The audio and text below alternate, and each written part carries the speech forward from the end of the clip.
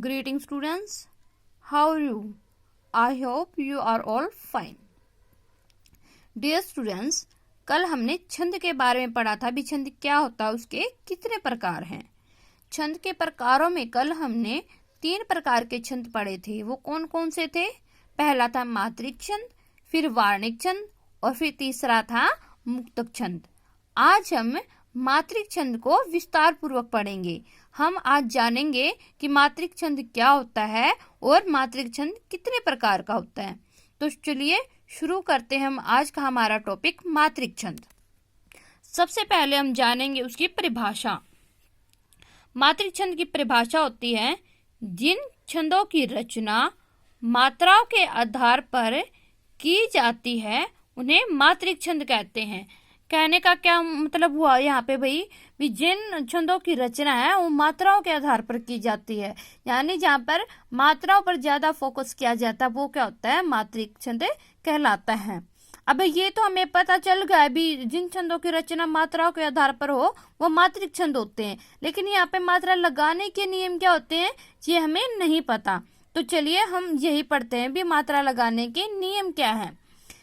इसमें हम सबसे पहले ये जानेंगे भी जो मात्रा है वो कितने प्रकार की होती है छंद में। छंद में भाई 2 प्रकार की मात्रा होती है। कौन सी? लघु और गुरु। अब लघु को हम इससे दर्शाते हैं और गुरु को इस निशान से दर्शाते हैं। लघु का अर्थ होता है छोटा और गुरु का अर्थ होता है बड़ा।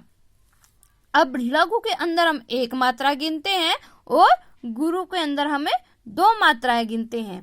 अब यहाँ देखिए लघु के अंदर हम किस किस की मात्रा लेते हैं भाई? अ की, ई की, ऊ की, री की और चंद्र बिंदु। ये सब किस में इंक्लूड होते हैं? लघु में। इससे आगे आता है गुरु। गुरु में हम किस किस की मात्राएं लेते हैं? आ की, ई की, ऊ की, ए की, ऐ की, ओ की, औ की, अंक की और अह की। ये सब किस में आती है भाई? गुरु में। और ये कितनी गिनी जाती है? 2। और लघु कितनी गिनी जाती है? 1। ये थी भाई ये क्या थे भाई हमारे मात्रा लगाने के नियम। अब हम इसे उदाहरण की सहायता से अच्छे से समझते हैं। देखिए एक बार हम यहाँ पे एक उदाहरण पढ़ेंगे। जो जगहित पर प्राण निछावन है कर पाता, जिसका तन है किसी लोकहित में लग जाता। अब यहाँ देखिए जय में देखिए ओ की मात्रा थी, तो यहाँ पे क्या हो गया? यहाँ पे गुरु से हमें इसको दर्शा दिया। यहाँ पे देखिए ज ग ही त, यहाँ पे सभी क्या है? ये लघु में है, तो हमने यहाँ से एक एक करके दर्शाया। पर र में भी क्या है? लघु का मात्रा है, तो इसमें भी हमें एक एक से इनको दर्शा दिए। प्राण में आ की मात्रा है यहाँ पे, तो हमें इसे गुरु से दर्शा दिया। ठीक है, ऐसे ये मात्रा लगाई जाती है। हम इस पूरे एग्जाम्पल को आप करके देखना। ठीक है, आगे हम पढ़ते हैं भी मात्रिक छंद के प्रकार कितने होते हैं। मात्रिक छंद के भाई 3 प्रकार माने गए हैं। कौन से? सममात्रिक छंद, अर्ध सममात्रिक छंद और विषम मात्रिक छंद। अब सबसे पहले पढ़ते हैं हम सममात्रिक छंद क्या होता है। इस छंद में प्रत्येक चरण में समान मात्राएं होती है। हमें छंद में पता है अभी लगभग 4 चरण होते हैं। ठीक है, और इसके प्रत्येक चरण में क्या होती है? समान मात्राएं होती हैं। अब हम इसके प्रकार देखेंगे। सममात्रिक छंद के प्रकार कितने होते हैं। सममात्रिक छंद के भाई 4 प्रकार माने गए हैं। कौन से? चौपाई, रोला, गीतिका और हरि गीतिका। और सभी में क्या होते हैं? 4 चरण होते हैं। हम यहाँ पे मात्राएं देख लेते हैं भी कितनी होती हैं। पहला में कितने है? चौपाई में कितनी होती है? 16 मात्रा होती है।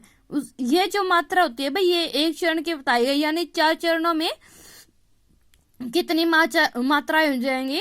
16 को 4 से मल्टीप्लाई कर दो। ठीक है, इसमें रोला में कितनी मात्रा होती है? 24, गीतिका में 26, हरे गीतिका में 28।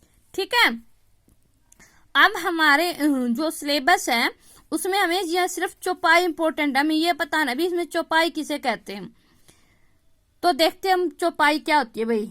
यह सममात्रिक छंद होता है। सममात्रिक छंद क्यों होता है? क्योंकि इसके प्रत्येक चरण में समान मात्राएं होती हैं और कितनी होती हैं? इसके प्रत्येक चरण में 16 मात्राएं होती हैं और अंतिम चरण के अंत में 2 गुरु होते हैं, यानी अंतिम चरण जो होता है इसमें 2 गुरु मात्राएं लगी होती हैं। जैसे हम यहाँ पे एग्जाम्पल देखते हैं भाई, देखो ये पढ़ते हैं, जय हनुमान ज्ञान गुण सागर, जय कपीस तिहु लोक उजागर, रामदूत अतुलित बलधामा, अंजनी पुत्र पवन सुत नामा। अब यहाँ देखिए, देखो ये लाइन हमने पढ़ी थी, अंतिम चरण के अंत में 2 गुरु होते। देखो ये इसका अंतिम चरण हो गया, ये भी इसका अंतिम चरण है। इसमें कितनी मात्राएं हैं? 2 मात्राएं हैं। कौन सी है? वो भी गुरु की। ठीक है, तो ये था इसका पहला नियम। अब इसमें देख ले प्रत्येक चरण में 16 मात्राएं कैसे हुई। ये देखो इसके चरण कितने हो गए, 1, 2, 3 और 4। और अब इसकी मात्राएं गिनती है कौन कितनी कितनी है। देखो जय में 2 मात्राएं, हनुमान 1, 2, 3, 4 और 5। ज्ञान जय में आ जुड़ा। देखो भाई जो ये आधा वर्ण होता है ना, इसकी हम कोई भी मात्रा नहीं गिनते हैं। जय में जो आ की मात्रा जुड़ी है उसके लिए हमने यहाँ पे गुरु की मात्रा जोड़ दी, यानी 2। न के लिए 1 मात्रा। गुण ऊ की मात्रा है तो यहाँ पे 1, न के लिए 1, सा 2 मात्रा, ग और र के लिए 1-1 मात्रा। अब हम इसको काउंट करते हुए कितनी मात्राएं बनेंगी, 1, 2, 3, 4, 5, 6, 7, 8, 9, 10, 11, 12, 13, 14, 15 और 16, यानी इसके एक चरण में कितनी मात्रा हो गई, 16।